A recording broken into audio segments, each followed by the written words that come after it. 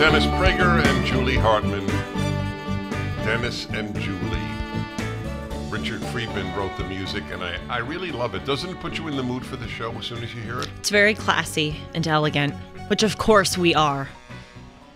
Right. We are nothing if not classy and elegant. Right. All of that is accurate, but you didn't answer my question. Does the music, and you don't have to say yes. I will be honest, yeah. That I got so used to our old music. Remember that? Yeah. That this one is still, when I hear it, it's still an adjustment. Oh, that's interesting. I'm totally adjusted. It's actually not, it's in the genre of the original. Yeah, it is. No, he did a great job. I'm sure. Yeah, no, we asked him to do that. That is correct. I want you to know, I should have, you know what, I told you this before, right before we went on now, and I shouldn't have. I mean it, I shouldn't have. But anyway, I'll tell you because I want everybody to hear this. So it's been fundraising month for PragerU on my radio show. And I have a young PragerU person almost every day. And people love it. It's really a highlight of fundraising month on my show because these are so wonderful, these kids. And it gives people hope for good reason. It's not irrational hope. So I had a terrific 20-year-old young woman, a pre-med student in Buffalo, New York. And she noted that she watches listens to every fireside chat, my PragerU, Dennis, into the camera, almost 6 years now, and Dennis and Julie. And she added, I didn't ask her, I didn't prompt her, it was completely from her, Julie is such an inspiration to me. That is really touching. Dennis did tell me that before the show, and I said to him, I want her to email me. By the way, I want everyone to email me. Olivia, please email her. Yeah. And I said to Dennis, I've made friends through this show. I mean, there are people my age, and by the way, not my age. One of my best friends in the entire world is you, 74 years old. And you know from the Shabbat crew, I mean, most of them are over the age of 60. And I would honestly, as weird as it may sound, I consider them some of my close friends too. So right. I don't discriminate based on age. So anyone, I want to be friends with anyone. But I have gotten a lot of emails from people my age, and that's been really nice to know that there are others like me out there. Because it's interesting because the people who email me say to me that I prove to them that there are other people our age out there in the world that have our values. And I think they may think of me as because I'm in the position that I'm in, that I know a lot of people my age with whom I share similar values, but I don't. So when they email me, it's just as affirming and hopeful for me as it is for them. That's exactly right. By the way, you're noting about how many friends you're making through the show. Mm-hmm. I said to you as soon as you said that to me, that everyone I am close to is a result, including my wife, is a result of my being a public figure. If you're a public figure with values, you're very lucky, because if you have really good values, it's not easy to meet a lot of people. And but if you're a public figure with these values, it's infinitely easier. It's really amazing. I've been reflecting on that a lot over the past few weeks, that when Dennis says everyone in his life, you're not exaggerating. That's right. I mean, if we go through the roster, including your wife, me, I mean, right, you, Robert Florzak, who I had on my Estrin. show, Alan, I mean, all of these people, a lot of the Shabbat crew, right? Of they're course. all because they listened to you and reached out to you. Or in the cases of the two rabbis who were at our Shabbat dinners, they were students of mine. So it was, again, I didn't have a radio show at the time. I got it at the end of that work with them, but it doesn't matter. All of it is a result of that. It's been a very, very lucky thing in my life. Well, as you like to say of me and others who take to your work, before we were liberal, you get half the credit. because it's a testament to you that you don't think of yourself as sort of above it, like, oh, I'm not going to become friends with my fans. There are a lot of famous people who treat their fans in a transactional way. You marry your fans, you become best friends with your fans. You know, like you view it as an opportunity to meet cool people. I think if you're a fan of mine, I think well of you. You're not a fan of mine because I'm a star. You're a fan of mine because of what I stand for. Yep. No, I think one of the best parts about this job is the people that I get to meet through it, who email me, who email you, and our listeners. I mean, it's just, I can't believe how lucky we are to have that. Well, it's good. And before we move on from this, I've been meaning to say this on Dennis and Julie. You know, at the end, I always publicize my email address, which I'm sure Dennis could recite now by heart. But just in case he can't, it's julie@julie-hartman.com. But I've been getting so many emails, which is obviously great. I wouldn't have it any other way. But I fret because I read all of them and then I forget to respond, or I can't find them in the inbox. Forward me an email that if I didn't respond to you, it's not rude. Forward it to me so it's at the top of my inbox so I can see it again. That's my little statement. Yeah, no, that's very fair. Look, you'll reach a point, hopefully, that it's just not possible to respond to right now, it's not possible. But it's important that people know that you read them. Every single one. It's the highlight of my day. I check it like 3 times a day, and it is seriously the highlight. I love that. I love that. So, I know that you have something you want to address, which you did on Timeless. Mm-hmm. But it's on the top of my mind. So on my radio show, I read, it's a New York Times piece. They took it very seriously. A group of women, and it's hard to get in. I mean, it's like there's a waiting list. But a group of women get together on the Lower East Side. So these are obviously somewhat affluent, and all, we presume, college graduates. That's my presumption. They get together at this woman's house. She is herself, I think, a model.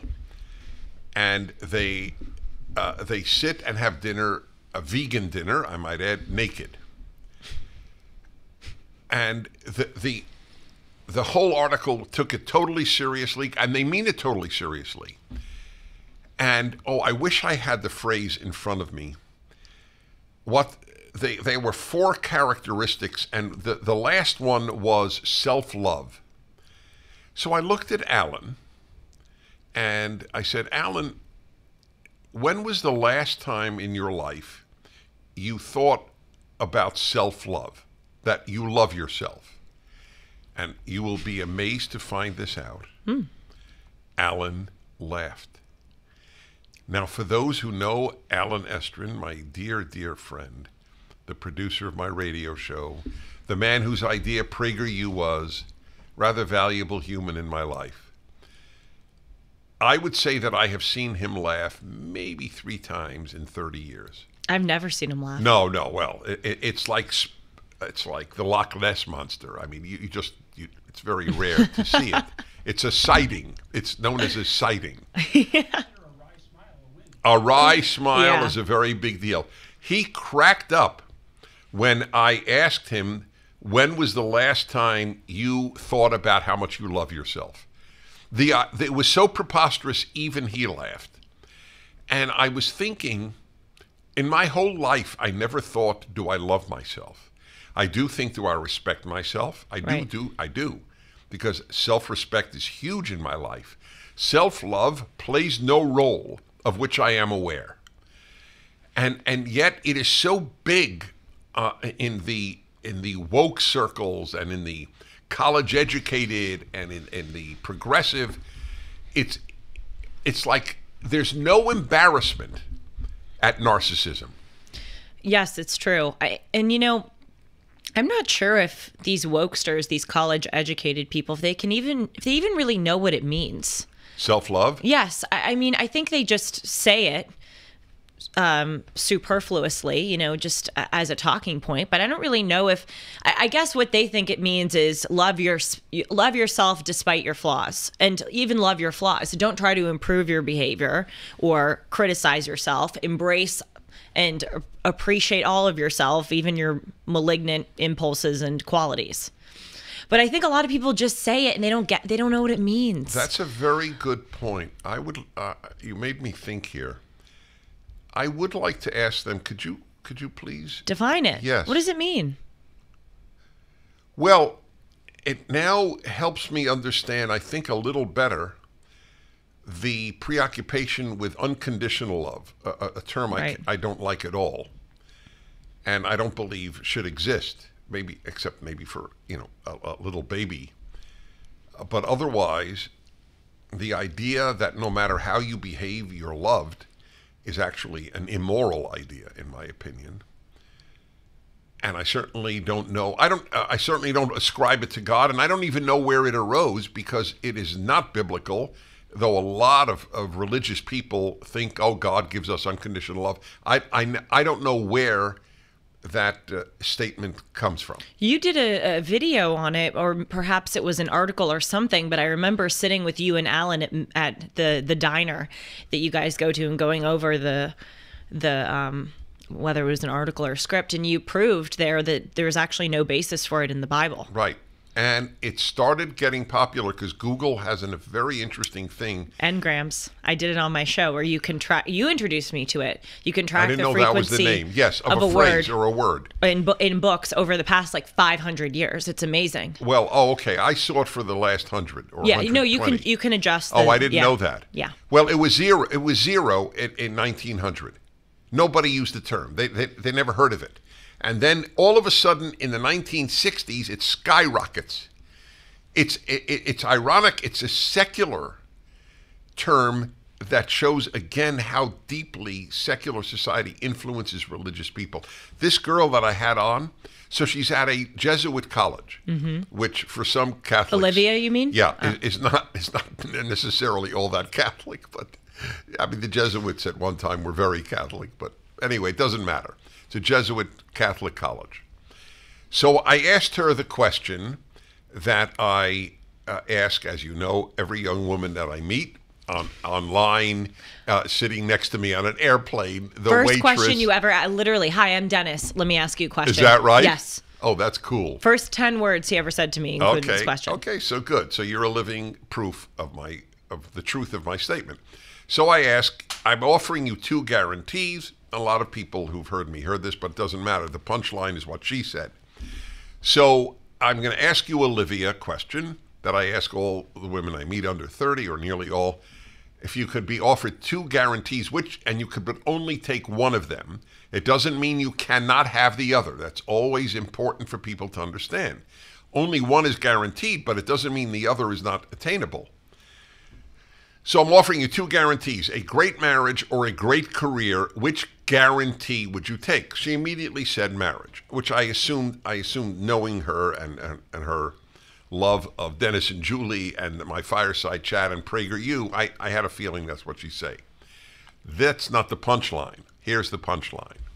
I said to her, at your Catholic college, what percentage of women do you think would say a guaranteed great marriage? What do you think she said? I would hope the percentage would be higher at a Catholic college. Maybe 30% would say, sorry, good marriage? Yeah. Was your question? Yeah, probably 30. 5. Oh, God. Now, she doesn't have proof. Of course. That's her assumption, and she's probably right.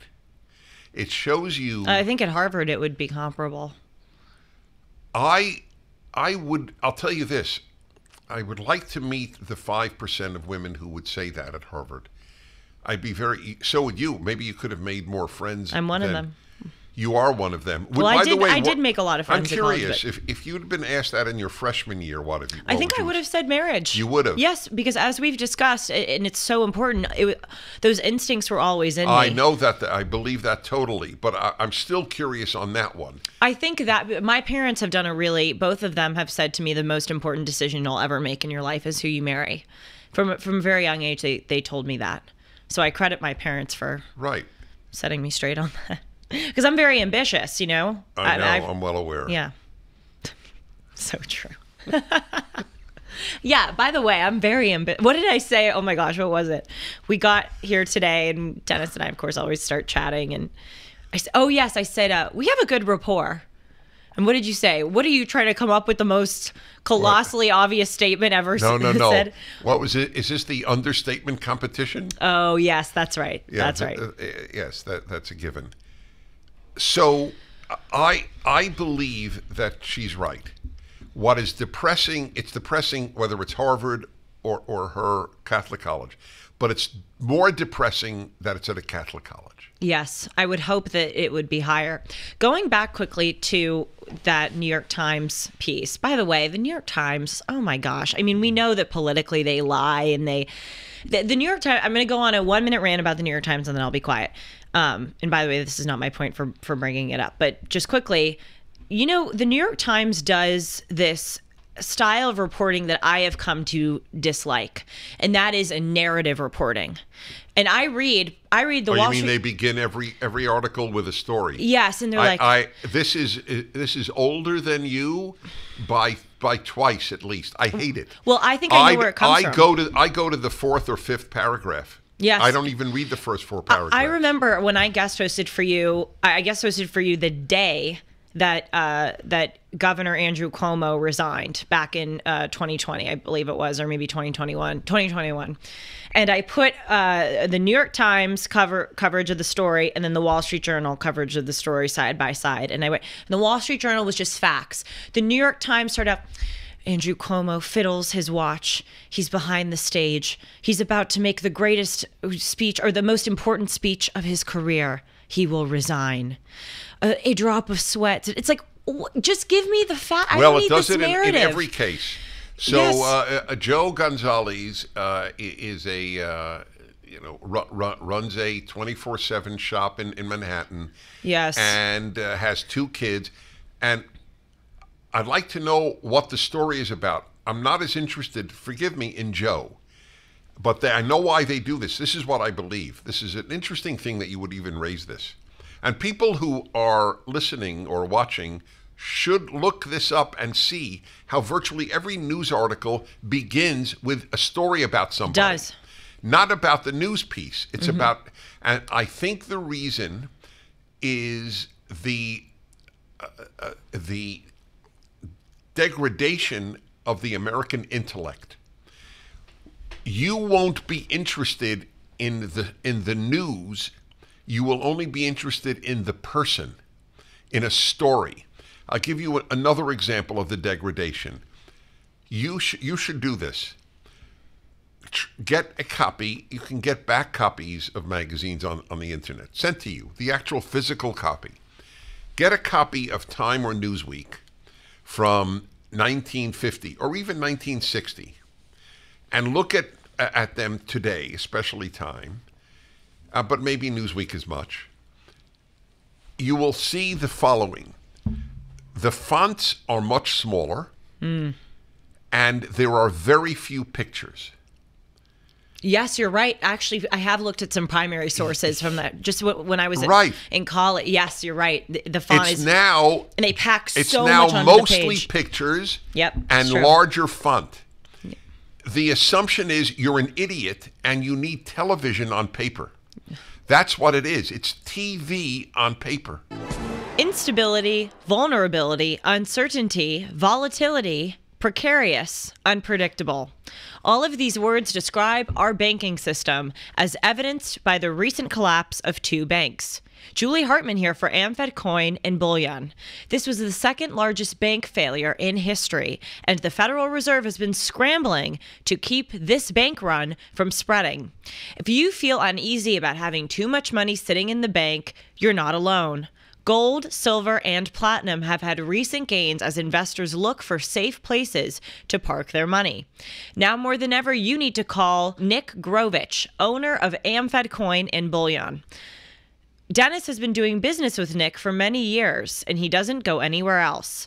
Nick and his very experienced team of specialists will provide you with personalized attention, honest information, and sound advice.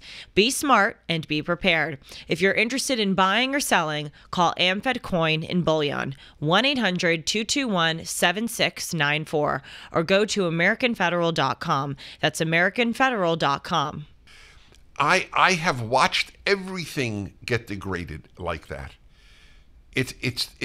They assume if Time published an issue looking like, not even saying the same things, looking like Time of 1950, they assume no one would read it. And they're probably right. And even though they've contributed to the fact that no one would read it.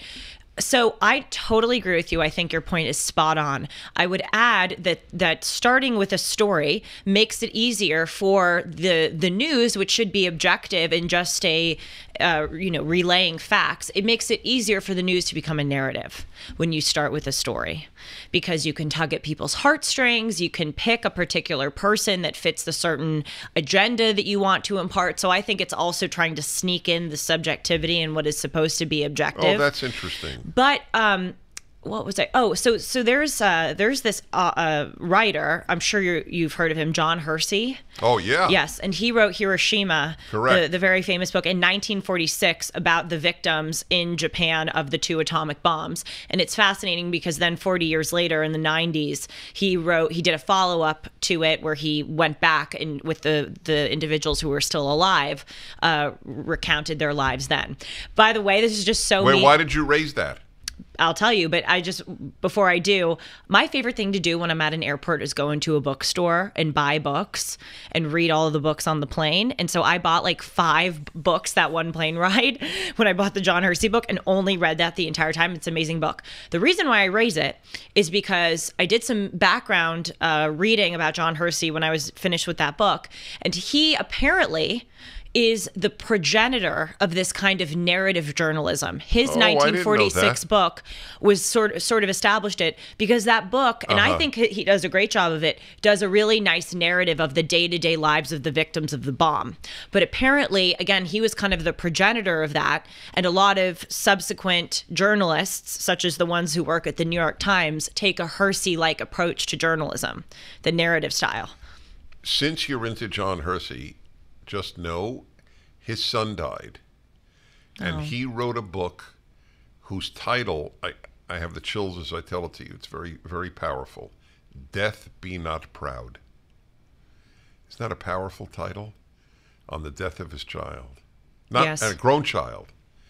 How did he die? I don't remember. I believe it was an accident, but I'm not certain. It's not a long book. I'm sure you'll find it very I'll read moving. it. I'll read it. Death Be Not Proud. But back to the original point. I was doing a bit of a smear campaign just now in the New York Times, but the kind of articles that they publish, the news ones, we've covered that. They do this narrative thing that we don't like. But even the non-news, like the cultural stuff, is so vapid. And this is a primary example. What's very interesting. You mean the Naked Women Dinner? Yeah. Yes.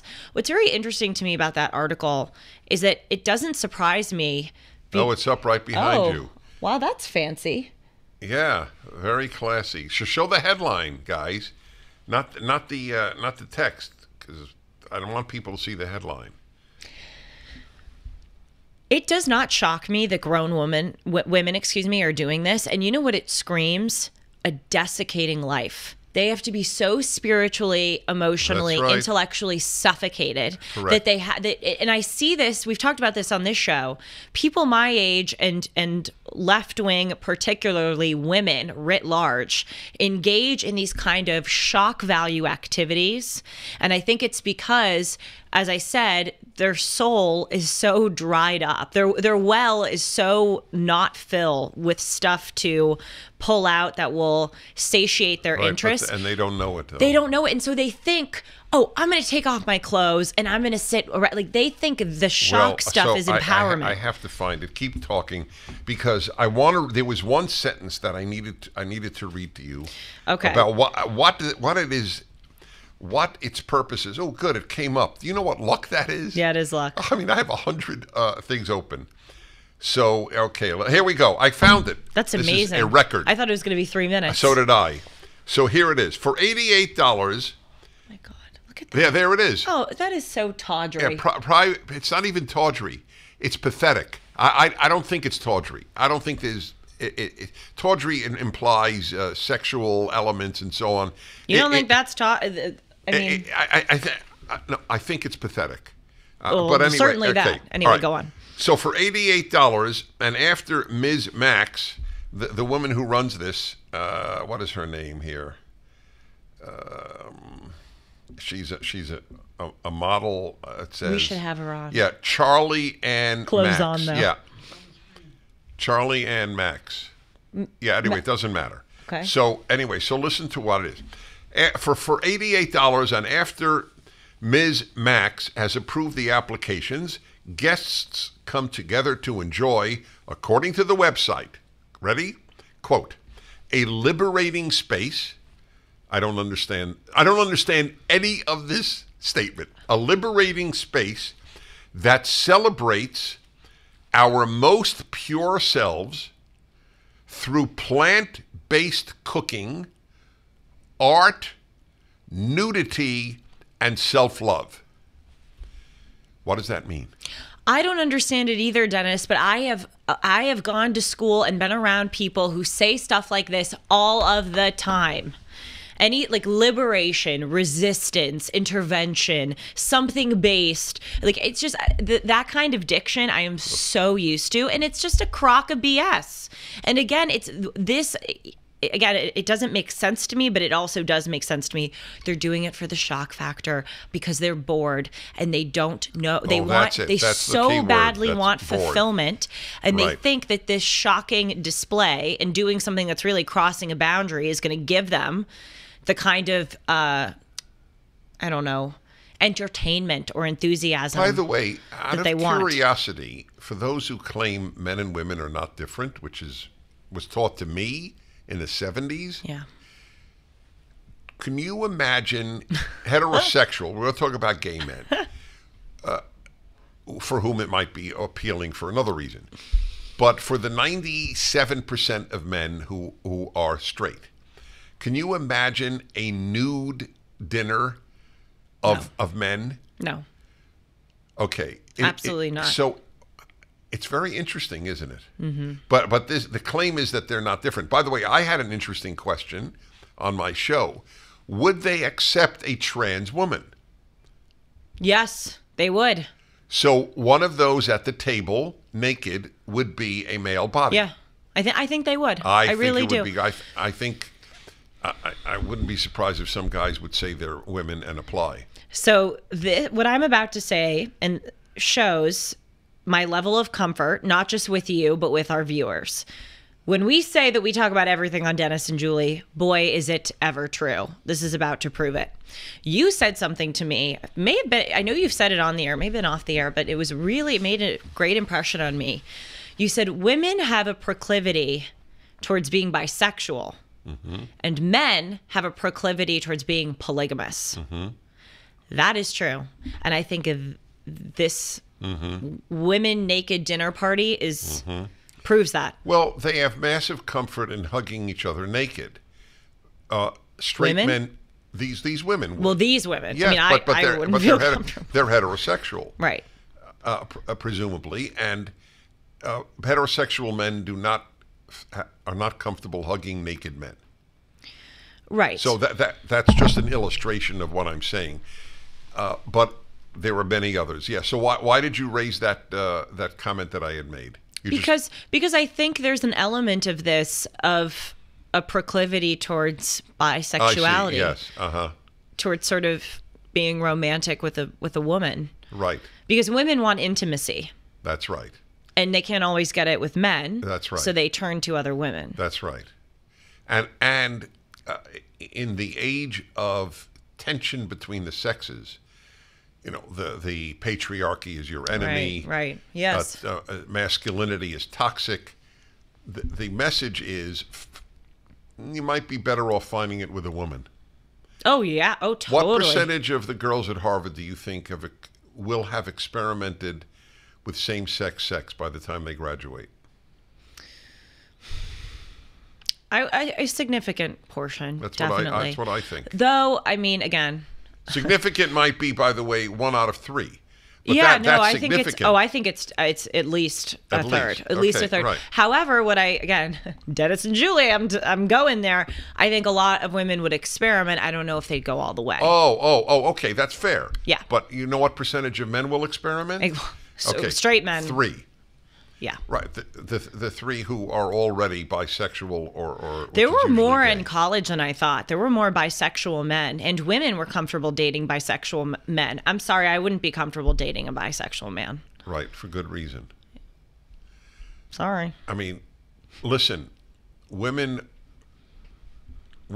are, except if they're not thrilled with the fact that a man will be attracted to 1,000 other women, just the way we're built. Not act upon it, hopefully, if he's married or committed to a woman. But the thought that he's fantasizing men would be much harder for a woman to live with, I think. Shows you the power of social contagion, though, because I have seen who I thought were pretty masculine men experiment with other men. Really? It's not common, not nearly as common as women experimenting with women, but still. You had a subject that yes. I did not get to hear, but is very apparently deep in you right now. So go ahead. It is. So I raised this on my show, Timeless. By the way, you said a few minutes ago, Timeless, and I was very impressed that you got the name. Not because you don't pay attention and you don't care, but Dennis is a bit cursed when it comes to names. Thank God that's the only thing, at least for my judgment, that you're cursed with. I raised this moral issue of this prevailing notion in society that life is a game.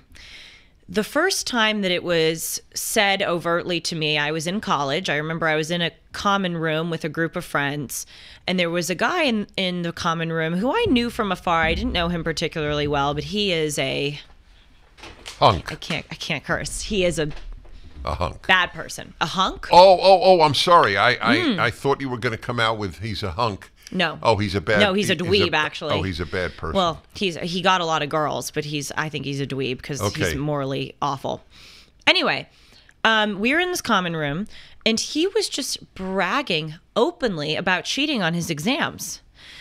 And specifically, he was bragging about the way that he and his friends positioned themselves in the examination room so that they could see each other's paper. Like they did like a kind of diagonal formation so that you could look over to the side. He was just openly bragging about it. I mean, it's one thing to do it, but then to go brag about it, my God. So it was very interesting for me to see him bragging about it. And what was also interesting was to see a lot of the people in the room didn't challenge him. And some were kind of looking at him admiringly, like, how did you pull that off? And so I cut in and I said, why are you bragging about this? Why are you? You did? Yes, of course. It disgusted me. Why are you? That's gross. No, I know it disgusted you, but you acted upon your disgust. I have to. salute you. How long ago was that? What year were you in? I was a sophomore before I was sent home from due to COVID. No, due to lockdowns. Thank you. That's very, very important. Just when you thought it couldn't get any better, Mike Lindell with MyPillow is launching the MyPillow 2.0. When Mike invented MyPillow, it had everything you could want in a pillow. Now, nearly 20 years later, he discovered a new technology that makes it even better. The MyPillow 2.0 has the patented adjustable fill of the original MyPillow, and now with a brand new fabric that is made with a temperature-regulating thread. The MyPillow 2.0 is the softest, the smoothest, and the coolest pillow you will ever own. phone. For our exclusive listeners, the MyPillow 2.0 is buy one, get one free with the promo code Hartman. MyPillow 2.0's temperature regulating technology is 100% made in the USA and comes with a 10-year warranty and a 60-day money-back guarantee.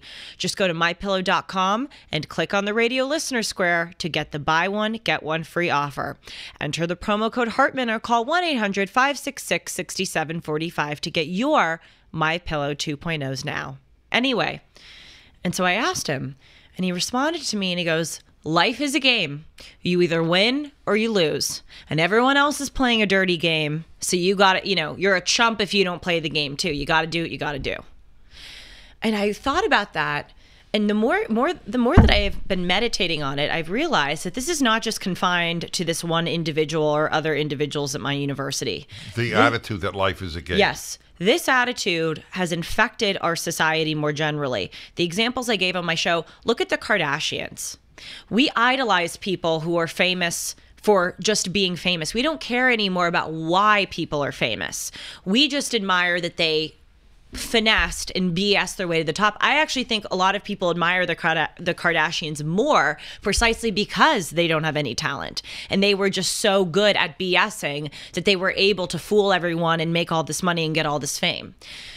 Even if you look, certainly among people my age, people buy likes and followers on Instagram. And it's very obvious when people buy likes and followers because they have, thousands of followers and then there are only like 3 comments on their post. So it doesn't match. If you have 1,000 followers, why only 3 people engaging with your post?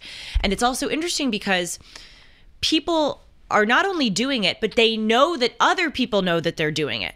They know that it's obvious to the rest of the world that they buy followers, but they still do it because they're showing that they're playing the game. So the issue is winning. Yes. Doesn't matter at what. Doesn't matter. And doesn't matter how you got there. Nope. Doesn't matter. That's what you're saying. And you brought this up to me on the phone a few weeks ago when I was telling you that I was going to do a segment on this. You said, look at the way that the media reports on politics. They talk about gerrymandering. They talk about the right. Who's winning? Who's winning? That's what. Not issues. Right. Who's winning? And so it made me think. I mean, I have a few. Before I tell mine, I'd be curious to hear your hypotheses as to why you think this sentiment has infected our society. I have a few reasons. I think one of the biggest, though, is that people don't articulate why it's important to behave well. There are all these forces that are encouraging us not to behave well, but no one is speaking about behaving justly and morally. If you do that, you're seen as weak and soft and like a goody two-shoes. And probably religious. Oh, definitely religious. Ultimate curse. And so I really see it as a problem because people don't, I'll give you one final example and then I'll kick it over to you for your thoughts. But when I first was on your show that summer when I did, every week, you were so unbelievably nice to have me on your show once a week. And then I guest hosted for you. I got back to college for my senior year. And the question that I was asked the most, really fascinating. People would say, including that blankety blank who was bragging about cheating, he came up to me and asked me this question. People would say, do you believe what you say? Oh. And I remember being so... Oh, you okay, go on, because you've now explained something to me. Go on. I'm like, of course I believe...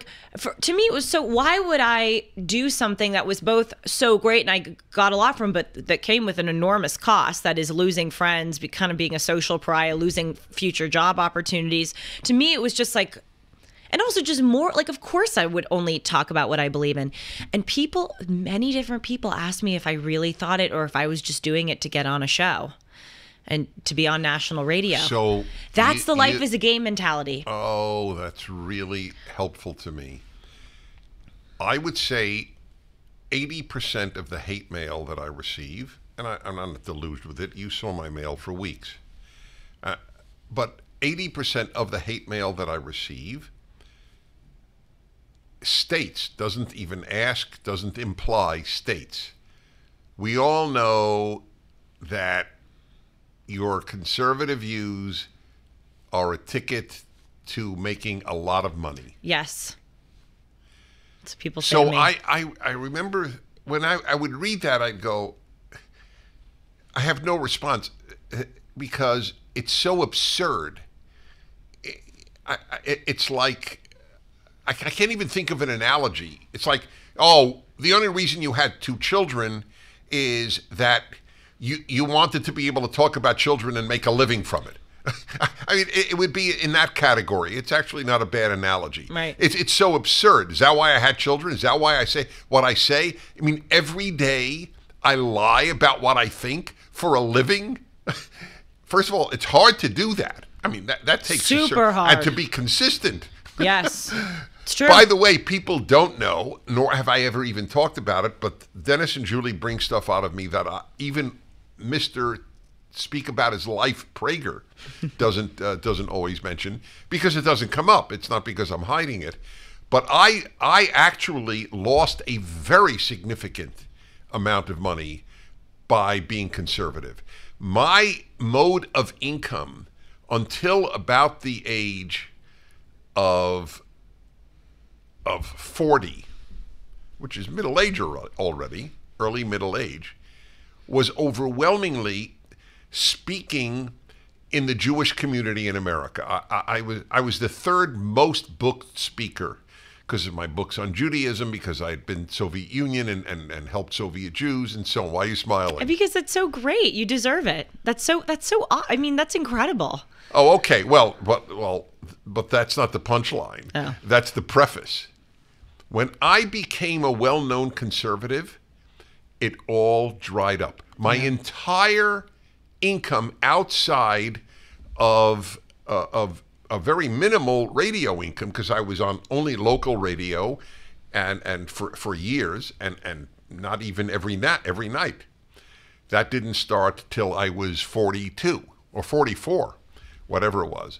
So there was I lost money saying what I believed. But now I realize there are so many Americans who believe, oh, well, people do whatever they have to do to make a living. Yep. And by the way, like your bastard guy at Harvard. You said it, not me. Correct. Love it. And by the way, that view that people have is not entirely inaccurate. There are people who That's just right. who no, do no, and say no, right. No, and you know, I'm aware that obviously you and I criticize the left a lot, and I'm not trying to say that this exclusively lives on the left, but a lot of people who espouse left-wing views, particularly celebrities, don't really, I think, believe in what they're saying. I think they're just doing it to get attention and curry favor among their fans. They then end up believing it. I believe they've talked themselves into it. Perhaps. I mean, if you'd have asked them 10 years ago, do you believe a man could become a woman? So what are you nuts? But now they believe it because they would have no income if they didn't believe it. Well, we've talked about this before. This may be one of the few things that we do disagree on. I have a bit more of a cynical view where some of them I think do talk themselves into it, but I think a lot of them are just... Really? Yes, because you have to be so effing stupid and shallow to actually, I mean, are you telling me that even the dumb Hollywood people have absolutely no sense of awareness that they're advocating for defund the police while they live behind a gate? Like, do you think it doesn't occur to them at all that that's a hypocritical, harmful view to have? I think in some ways they talk themselves into it, but in a lot of ways, they'll just do whatever. Okay, this is an unanswerable question. Gavin Newsom, the governor of California, mandated some of the harshest mandates in the country, in the state of California, of mask wearing and no open restaurants, killing massive numbers of small businesses, family-owned businesses. And then during that time, he went without a mask into a restaurant. That was the famous French Laundry restaurant. Okay. So this, I'm going to ask you, I don't have an answer. So here's the question. Since he went into a restaurant, sat next with no, what was it? Social distancing, that was the term. No social distancing and no mask. So he violated every one of his mandates. I mean, if you violated that, you were shut down and you were fined, maybe even imprisoned. So, did he do it because he's a hypocrite? Let's see all the possible things. This is a really interesting question, and I have not come to a resolution yet. He's just a hypocrite, whatever that means, and it's a tough one. 2, he never believed masks and closing restaurants. He just did it. 3, he did believe in it, but, well... No, I think walk this is me good. through this. Yes. What are the possible reasons he did what he imprisoned people for doing? Well, 3, you just started 3, but then you didn't finish 3. I actually think 3, what you were going to say, is the most accurate. Maybe he started off thinking that that was the right way to go, in March of 2020, when we were all unsure about how bad this virus was. And then over time, he saw that it was draconian and it was too harsh. And instead, I think he probably realized that it was, but he didn't want to go against the Democratic Party and be a brave governor and repeal the lockdowns. So instead, he just... Okay, so your take is he didn't believe in his mandate. He maybe believed in it a little bit at the beginning and then didn't believe it. And here's my proof. That's a good one. Here's my proof. I have said this on the show before, and some commenter made fun of me, but I don't care. I think it's a good point. Ha comment, whoever that guy was. I am terrified of spiders. We've seen it on this show. Remember there was a spider right. and I freaked out like a little child? I am actually truly afraid of spiders. Right. I don't go to a spider conservatory, if that's even a thing. I don't hold spiders. I don't look at spiders because I'm genuinely afraid, because I believe in my fear. I am really afraid. If these people really thought that the virus was so bad that it warranted lockdowns. Similarly, if they thought, as they say, that climate change is truly an existential threat to the United States. No, to the world. To the world. Sorry, I don't know why I said the United. You're right. To the world. They wouldn't, with the first example, be going out and sitting next to people and dining, and they wouldn't fly on private planes because they would, think about it. Or buy houses on shores. Yes. I mean, it literally, it shows that they don't believe it, because if you really are fearful, your fear or your belief is going to preclude you. Your spider analogy is excellent. Yes, thank you. Apparently someone doesn't think so. Why didn't they think so? I don't what know. was their I'm just argument? being shady. I don't know. They were like, did Julie really just compare spiders to climate change? Yeah, I did. God. That's... you know what? I believe you that's what the only way to think that unclearly, and I mean this literally, is that you went to college. I don't believe most people who only went to high school would ask such a stupid question. Are you comparing spiders to climate change? Isn't it obvious what you're comparing? Sincere fear to insincere fear? That's your comparison. Oh, I'll tell you one, and then this is typical Dennis and Julie going off on an exit ramp. So I, on my Instagram recently, posted a video about this egregious anti-homosexuality act in Uganda. Are you aware of this? Yes. Death penalty in some cases, prison sentences, hefty fines. I mean, it's really bad. And I posted this video and I said, it's so interesting how all of the left-wing activists in the mainstream media that talk about homophobia and talk about persecution of the black population, they are radio silent when it comes to this Uganda thing. Here we have a black population that is literally being thrown in prison and killed for being gay. It's like they're two buzzwords, black, gay, and they're silent on it. Right, by blacks. And so I said it shows that in principle, a lot of these people, not all of them, but a lot don't actually care. Because if they really cared about homophobia and they really cared about, persecution of blacks, they would be up in arms about this Uganda thing. And so interesting. The people that, because I, like you, read the comments now. I didn't used to, but now I do. Some of their comments were so stupid because they said, well, we shouldn't militarily intervene in Uganda. We've gone to Afghanistan and Iraq, and those haven't worked out well. We can't, launch an invasion of Uganda. I'm like, where in my video did I say that we should militarily intervene in Uganda. That's not the point. The point is that the lefty activists don't actually believe in what they're saying. So it just shows you, again, I bet a lot of them went to college. I want to tell you about a new film that both Dennis and Sue Prager recommend. Nefarious is a spiritual thriller from the filmmakers behind God's Not Dead and Unplanned. It is excellent, well-acted, suspenseful, and scary in all the right places. It's like C.S. Lewis's Screw Tape Letters. But much more than that, it's a powerful reminder about the battle between good and evil, ultimately between God and Satan, is being fought not just around us, but within us. What better way to bring God into the marketplace than through movies? In a world that calls good evil and evil good, Nefarious is a great film, especially if you enjoy a good roller coaster ride. Nefarious is the kind of smart, thoughtful filmmaking we want to support and promote. The film opens in theaters nationwide starting April 14th. Take a moment to buy your tickets today at whoisnefarious.com. Reading the comments is as important as reading any of the articles.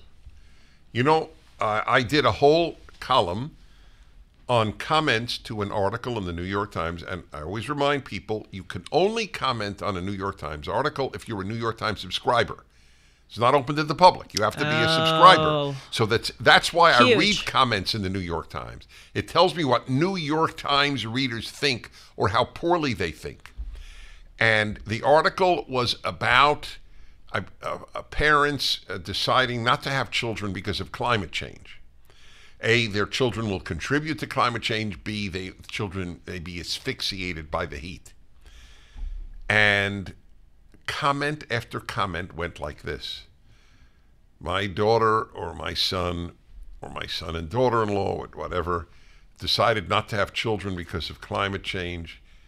And my whole life, what I really wanted was grandchildren, but I support their decision. Yep. They have foregone their deepest yearning for grandchildren in the name of climate change. Yep. That's what the left does. It even subverts people's most powerful impulses and proclivities. Well, the biggest example is women. Yep. Women naturally yearn for a man and for children. Right. That is the biggest built-in yearnings that they have. Mm-hmm. And the left has been able to undo it. So it shows, and it's tough for me to say because I've been agnostic on this all of my life. It may well be that society, in other words, environment, is more powerful than nature. Mm. And women are my living example. Probably. It's very eerie. It's true. Well, you know, it's good and it's bad. I mean, it shows that a very good society can, right, you know, but it unfortunately it works. Can correct people's bad natures. Well, yeah, it works in both directions. That's why I said I was agnostic, among other reasons. But because people really think, oh, you know, built-in stuff, and we do have built-in stuff, right? But it is not difficult for society to subvert your most profound aspects of your nature. Right. So back to this life as a game conversation, specifically when I told you that people were asking me whether or not I believed in what I was saying. It's so sad because what that shows is that a lot of the people who are asking me the question have never seen someone who's doing what they're doing because they really believe in it, or in other words, they're coming from a pure place and not a motivated by winning the game place. So help me on this. Most people who have followed me for years have respect for me. Otherwise, they wouldn't follow me for years. Right. So it is very common for people meeting me at a meet and greet before a speech to ask, just curious, Dennis, does product X really work? And so I'm thinking, tell me if I'm wrong, and I'm totally okay with being wrong, but my immediate thought is, they so respect me. They know how committed I am to truth. Are they asking, would you say something you don't believe for money? Yep. Is that what they're asking? Yes. Or are you being forced to do that? I mean, I think the subtext really is that question. Are you being forced to do something for money? Or are you only saying something to get money? No, I think the assumption is already there that you do that. Right. So they didn't hear Sean, right? No. The listeners didn't. Well, actually, maybe because of the speaker's on, but we can repeat it. Okay. Sean said, this is such a great broadcast, and it should be called Julie and Dennis. That's correct. That's what he said. Which is remarkable because he said it in Bulgarian. Right. And you were able to translate. Yes. That is very impressive. What did he actually say now that we have... These people that ask the question assume... Yeah, they already assume that you're... Wow. So it's worse than even I'm thinking. They assume I'm saying it for money, and they just now want to know, does the product really work? Mm-hmm. Now that I'm off camera, as it were. I don't have as dark a view as Sean. I think they're honestly just asking, are you saying it because you're a paid advertiser, or does it really work? Well, you. Forgive me. No. I really want to know from you. What do you think they're asking when they say that to me? Because I don't want to make this into a bigger thing than it is. But are they asking, in light of your comments about life as a game, are they let me give another interpretation. Okay. I don't think, Dennis, that you would say things for money. However, I'd like you to just confirm for me that the product really works. I think that may be even truer in my case. They're not going to come to a meet and greet where they pay extra money to, when I give a lecture, it's almost always a VIP reception so that the hosting group gets more money. Right. And then I take pictures with people and so on. I don't think they would pay extra money. They wouldn't come to the lecture, but be extra money to meet with me and get a picture if they didn't respect me. So I don't think they're really asking, are you lying for money? Right. But there's a suspicion that you may not fully endorse, that you may just be doing it for... confirm for me. By the way, so let me just say for the record, it is hard for me to imagine that there was any sum of money that could get me to lie. It would be like saying, Dennis will give you $5 million to kill yourself. Right. Because I would be killing myself if I lied. Yep. That's how I look at it. It would end Dennis as Dennis. It's true. It's really unfortunate what's happened, because I can tell you, even really good people who I know who are my age also sort of succumb to this life is a game mentality, because it was very interesting what that original blankety blank said to me when I asked him why he was bragging about cheating. He said, life is a game, you either win or you lose. And he said, everyone else is playing a dirty game. Well, you gotta play ball. This is you'll love this. You will love this. That's what he thinks, because cheats think everyone cheats. Right. Yes, it's so true. I learned this many years ago when a member of the board of directors of an institution I was working for said to me, Dennis, I'm in business, I'm in this business, and everybody cheats. And I'm not a businessman, so I didn't have firsthand experience, but I remember thinking, everyone cheats? That was a little hard for me to really wrap my head around. Maybe a lot of people do, but everyone? A lot of people do. And that's when I really... Wait, but the point was... I know, yep, I got it. Because he cheats, he thinks everyone cheats.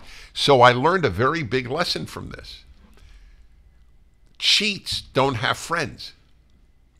Yes, that's true. And they also, one of the things I said on my show is that it's impossible to be a truly authentic, genuine person when you are cheating.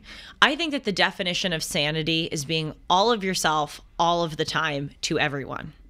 It is impossible to be all of yourself all of the time to everyone when you are finessing and cheating and BSing. And what's so sad is that those individuals also don't know the gift of admiration. Not just admiration of others, but admiration of oneself. They'll never know the gratification of truly taking pride and joy in one's accomplishments and knowing that you did something by your own merit. The whole thing is really sad. I'll say, though, I think you'll find this to be interesting. Clarence Thomas actually said this to me, opened me up to this idea. He grew up on a farm, and he said to me, he was explaining why the importance of everyday jobs and honest work. I'll never forget this. And he said, when I came home after my day's work and my dad asked me if I had closed the chicken coop, I had better tell the truth, because if I didn't close it the next day, they would be dead or gone. Like a dog would come in and eat them, or they would have escaped. In other words, there were immediate consequences for lying. Or he said, when I, was supposed to plant crops, I had to actually do it, because 3 weeks later we would see if the crops grew. In other words, you can't BS your way out of blue collar jobs or everyday jobs the same way you can BS your way out of. That's fascinating. Isn't it fascinating? And I thought about this, like, God, that is so true. Even if you look at bus drivers, of course, there's always room in life for cheating. They could pocket some of the change, but you cannot BS your way out of driving someone from point A to point B. A housekeeper can steal possessions of the people who she works for, but you can't BS your way out of making a bed. The bed is either made or not made. That's why it is so important for people to have everyday jobs, in addition to just learning about the world. And this is also why the athletes at colleges are usually the most conservative kids. Yes, because you can't BS your way in a sport. I think that's why people like athletics so much. It's the only remaining. There's no DEI. Yes, well, on a baseball team. Right. They may have a DEI in the general manager's arena. Right. On all the backup stuff, coaches, managers, everything, but not players. But it's just I just want to make that clear. There's no diversity, equity, inclusion among players. At least not for now. I don't see it happening, because nobody would show up at the game. If mediocres are playing, by the way, they're doing that with airplane pilots. And I am truly afraid for aviation in this country. United Airlines has announced that half of its places are going to be women and people of color, and for pilots, not for flight attendants. Stewardesses, or yeah. Mm-hmm. But Sports is the only place, but I think it also exists in the military to a certain extent. No, Okay, I don't he says think it did exist in the military. It is, the military is going woke now, which is why so few people are enlisting. People wanted. Yeah, the they military want to achieve only gender on quality. parity in the U.S. military now. Well, there's tremendous DEI now going on in the military. But when he said that to me, of course, I mean, he's just so wise and smart, and this is just reason number 87,000. But it brought me back to that guy who was bragging about cheating at Harvard. I'm like, do you realize what a privileged ass you are? Do you realize when you are bragging about cheating on a test or manipulating a spreadsheet, you are just oozing privilege? In blue collar jobs, honesty is not just a virtue, it is a requirement. In white collar jobs, it is much easier. I'm not trying to we have white collar, I'm not trying to disparage that kind of work, but it's much easier to finesse your way out of it. So I think as society, as America has gotten more affluent, and as people of course, we still have a large contingent of the population that do blue collar jobs. We will always need that. But as people have climbed the social ladder, I think a lot of this cheating has become more common. Also, we live in this age where you're supposed to where our impulses are condoned instead of controlled. If you want to be fat, be fat. Do whatever you want. If you want to be a furry, if you want to be a burrito, if you want to identify as a squirrel, identify as a squirrel. If you know, like, everything is just, you can do whatever you want. So if you want to cheat, cheat. There are no standards, there are no guardrails that are keeping you from engaging in certain behavior. Everything goes. So why wouldn't cheating go? You got it. I remember I had a relative. He passed away at a young age. He was married actually to a cousin. And I would visit them periodically because I had an affection for this cousin.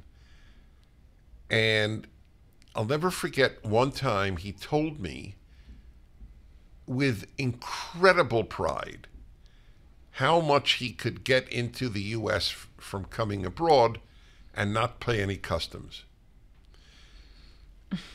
Now, what bothered me was not that he avoided customs. How do you avoid customs? Oh, by not making a declaration, by declaring on the sheet. I don't even think now they have that anymore, but maybe they do, maybe they don't. I was honest, not because I believe the government deserves more taxes from me, but I rather sleep well. That's almost selfish, but it doesn't matter. What mattered was not that he didn't declare everything. A lot of good people didn't declare everything when they came back, and they bought a watch in Switzerland. Okay, fine. It's that he bragged about it. This was an accomplishment to cheat. And it was doubly distressing because he was religious. Well, that's what it is. That's what I was saying, where the guy was bragging about cheating. And also what's fascinating is the Instagram followers and likes. The people who are buying the followers know that other people know that they are buying the followers. And they still do it because it's seen as a virtue. People go on that Instagram page and they're like, oh, that person's playing the game well. They're finessing, they're BSing, they're climbing, they're buying their like it's seen as a virtue. I'll give you another example, though this isn't cheating, but you'll like this because it goes along with our favorite word, dignity. Actually, that's not one of your three that you said should. No, because earn. They're verbs. Fair enough. Like, fair enough. So. What was that? Like is the third. No, it was like, should, and earn. Earn, yeah. So I don't have a LinkedIn. I think maybe Zach or someone with my show has a LinkedIn, but I personally don't. I'm off of a lot of social media except the ones I have to maintain professionally because I hate it. And here's the reason why. When I did have a LinkedIn a few years ago, I would see so many people posting about their accomplishments like every other day. They would post, because on LinkedIn you're supposed to put where you went to school, where you work, but then you can do these like separate posts. And so many of my peers would be like, so honored and grateful to have just finished my internship at da-da-da-da-da. So excited to announce that I've been hired as a full-time analyst at graduation. Like, people would post these weird, like, braggadocious things. Someone in my grade had a startup that she sold, and then she posted a thing like, so excited to announce that I've sold my start. Like, and it's just, we live in this culture where there's no dignity, there's no modesty, there's no humility. It's just, again, you're playing the game, even though those technically like aren't cheating. It's just slimy. It's just, you'll pimp yourself out, you'll sacrifice your dignity and your modesty and post about your accomplishments, even though I think it's sort of not in accordance with proper character to do that, frankly, because everyone's doing it. And you just pimp your way out to get to the top. I would love a girl from some prestigious college to write in LinkedIn, if that's where you saw these things. What was the wording you used? So delighted to announce. What was it? So grateful. So grateful they always say to so announce grateful that I met a great guy. Yeah. And I look forward to making a family, going to church with my kids each week. I would love to know what reactions. It would be a great test. Oh, by the way, you just inspired me. When I get married, I'm going to do that. Oh, totally. I'm going to do like a long Instagram post. Yes. And by the Mimicking way, the people. it is one of the projects of my life to get you married. Just for the record. Oh, trust me, I know. The final thing I'll say about this life is a game thing, and I told it to you the other day, and you said that you liked it. So I had a friend in college who's from Nigeria. He took the SAT 5 times. I remember we were sitting at dinner, and it was one of the aha moments of my American privilege. And he said, I had to take the SAT 5 times. And I said, why? Because I was in class with this guy who was so smart, amazing test taker. And I said, wow. And he said, oh, I didn't have to take it 5 times because I wanted to improve my score. I had a near perfect score every time. I took it 5 times because my score would get stolen. The people who were running the exam would sell in Nigeria would sell my score to someone else. And you told me about the police barricade in what country? Right. Yeah, Benin. Yeah. Yes, where you would have to bribe West the police Africa, to move your car. It just shows how privileged we are, that there are large swaths of individuals in America, like that blankety blank who I went to college with, who think that there is something noble and something worth bragging about corruption. It shows that we have no idea about the dangers of corruption in order to celebrate it as a virtue as we do now. It shows that we have lived in a society that has comparatively been remarkably free from corruption in order to think that BSing and lying and cheating and stealing is something that should be proud of. It's the same thing when people talk all the time about, oh my God, we live in patriarchal society and women are so oppressed. They have no bleeping idea. When they're pointing to words like freshman because they have man in it, it shows how good, how we live in a society, how unoppressed women. I mean, it's just like it's really, it's unbelievable. But we're screwed. I'm sorry. I know that sounds draconian, but there are a lot of people who think this. It's a dark age, which is a terrible way to end. Yes. On that note, yes. Nevertheless, we are not down. No, we're not. We're aware. And that's a virtue, to not be down in the face of trouble. Tell everybody how they can reach you. No, you can tell everyone how they can reach us. Yes, go to Julie at julie-hartman.com. And follow us at... follow us at hashtag Dennis Julie. You got close, actually. Keep going. Dennis Julie. Dennis Julie Cast. Pod. Well done. Well, I knew it was pod or cast. That was... Cast. Cast. Like a cast on your arm. Yeah, or a cast of a show. Oh, yes. And please do see the dignity issue. I feel sort of sheepish saying this, but please do consider subscribing to this channel. To your credit. Well, we talked about that last time. I'm the human recording machine, so I remember. I love that you're a human recording machine, but it's still to your credit. Well, I'm going to say please consider subscribing. I'm not going to demand that people subscribe. Folks, it's undignified. You should subscribe because good things need to get out there, period. How's that? It's great. So Excelente. We'll see you all next week. Shalom.